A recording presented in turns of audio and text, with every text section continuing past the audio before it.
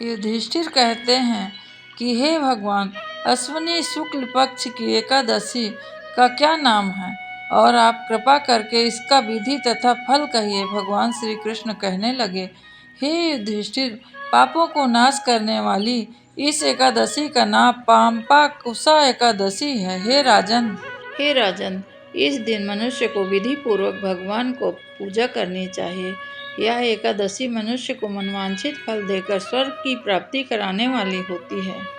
मनुष्य बहुत दिनों तक कठोर तपस्या से जो फल पाता है, वह भगवान गरुड़ ध्वज के एकादशी का व्रत करके सहज ही पा लेता है। जो मनुष्य हरदम हरि को नमस्कार करते हैं, प्रणाम करते हैं, हरि कीर्तन, हरि मंत्र, संसार में तीर्थ पुण्य से ज्यादा वह मनुष्य को फल मिलता है। वह नरक नहीं जाता तथा यमराज की यातना भी उसे नहीं सहना पड़ता। आइए जानते हैं भक्तों, पाम्पाकुशा एकादशी कथा के बारे में। प्राचीन समय में एक विंध्या पर्वत पर क्रोधन नाम का एक अत्यंत क्रूर बहेलिया रहता था, जिसने अपनी जिंदगी में हिंसा ही हिंसा किया और सभी प्रकार के लूटपाट अनैतिक कर्म में लिप्त रहता था। क्रोधन का जब आखिरी समय आया तो क्रोधन को यमराज के दूत लेने आए तथा एक दिन पहले ही उसे बता दिया गया कि कल तुम्हारा दिन आखिरी होगा और कल के दिन धरती पर तुम अंतिम दिन सांस ले पाओगे। मृत्यु समीप आने के बाद सुनकर वो बेहद भयभीत हो गया। उसके द्वारा किए गए बुरे कर्म उसके आंखों के सामने आने लगे। उसने अनुमान लगा लिया कि उसके द्वारा सभी गलत कर्मों का फल उसे जरूर भोगना पड़ेगा। क्रोधन भागता हुआ महर्षि अंगिरा के शरण में गया। आश्रम जाकर पहुँच के उसने गिड़गिड़ाने लगा। उसने महर्षि को अपने पापों का कम करने के लिए उपाय बोला।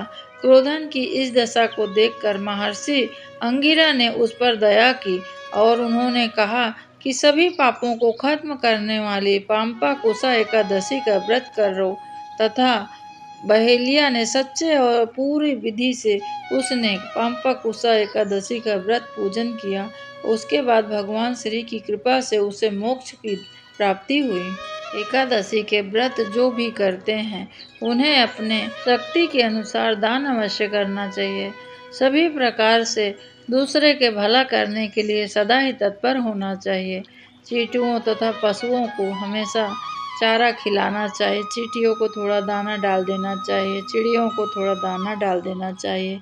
नित्य नए रोज के कर्म करते करते हमें पता नहीं चलते जिस प्रकार हमारे पाप बटोर के इकट्ठा कर लेते हैं, उसी प्रकार हम पाप को क्षय करते हैं धीरे धीरे। श्री कृष्ण जी आगे कहते हैं, हे राजन, जो वैष्णव होकर शिव की और शैव होकर वैष्णव की निंदा करता है, वो अवश्य नरकवासी होता है, क्योंकि शिव की और भगवान श्री कृष्ण या राम की हमें निंदा नहीं करनी चाहिए। और एकादशी जो व्यक्ति करता है, अश्वमेध यज्ञों के फल का जो प्राप्त होता है, वह एकादशी व्रत के 16वें भाग के बराबर भी नहीं होता है। संसार में एकादशी के बराबर कोई पुण्य नहीं है। हे राजेंद्र, यह एकादशी स्वर्ग, मोक्ष, आरोग्यता, सुंदरता तथा सभी प्रकार का धन धान प्रदान करने वाली है। गंगा के स्नान के बराबर काशी, कुरुक्षेत्र और पुष्कर भी पुण्यवान नहीं है। हरिवासर तथा एकादशी का व्रत करने से, जागरण करने से सहज में ही मनुष्य विष्णु पद को प्राप्त कर लेता है। हे युधिष्ठिर, इस व्रत के करने वाले 10 पीढ़ियां मातृ पक्ष तथा 10 पीढ़ियां पितृपक्ष और अपना स्वयं का उद्धार कर लेता है। वे दिव्य देह धारण करके चतुर्भुज हो पीताम्बर पहनकर अपने हाथ में माला लेकर गरुड़ पर चढ़कर विष्णु लोक को जाते हैं। पाम्पाकुशा एकादशी का व्रत जो भी मनुष्य करते हैं, अंत समय हरि लोक प्राप्त होता है। उनको समस्त पाप से मुक्त हो जाते हैं। सोना, तिल, भूमि, गौ, अन्न, जल, छतरी तथा जूता दान करने से मनुष्य यमराज का मुंह नहीं देखता है। जो मनुष्य किसी प्रकार का पुण्य कर्म किए बिना जीवन व्यतीत करते रहता है, वह लोहार की भट्ठी की तरह सांस लेता हुआ निर्जीव के समान है। निर्धन मनुष्यों को भी अपनी शक्ति के अनुसार दान अवश्य करना चाहिए। धन वालों को तो सरोवर, बाग, मकान, अलग अलग चीज़ों को हमेशा निर्माण कराकर दूसरे के लिए हमेशा सहायता करनी चाहिए। तो भक्तों, एकादशी की यह थी कथा। आप सभी एकादशी व्रत जरूर करा करिए। यदि आपसे एकादशी ना हो तो भी से चावल जरूर ना खाया करिए। विधि से पारणा भी इसका करना चाहिए।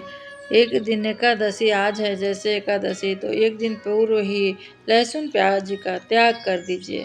उसके बाद से स्नान वगैरह करके प्रातः पूजा पाठ करने के बाद दूसरे दिन जब पारणा होता है तब भी एक सीधा जरूर निकालना चाहिए। हो सके अगर आसपास गाय है तो गाय को चारा दीजिए। भगवान एकादशी व्रत नहीं करते हैं तो उनको प्रतिदिन अन्न खिला सकते हैं। यदि आपके परिवार में कई लोग होते हैं जो कि एकादशी नहीं करते, उनके लिए भोजन बनता है तो भगवान ठाकुर जी को भी भोग जरूर लगाइए। भगवान आपके प्रेम से रिझते हैं, ना कि ढोंग से। ढोंग ना करिए, ज़्यादा से ज़्यादा आप प्रेम करिए भगवान से। आज के लिए बस इतना ही। दूसरा वीडियो लेकर आऊँगी, तब तक के लिए नमस्कार। हरे कृष्णा।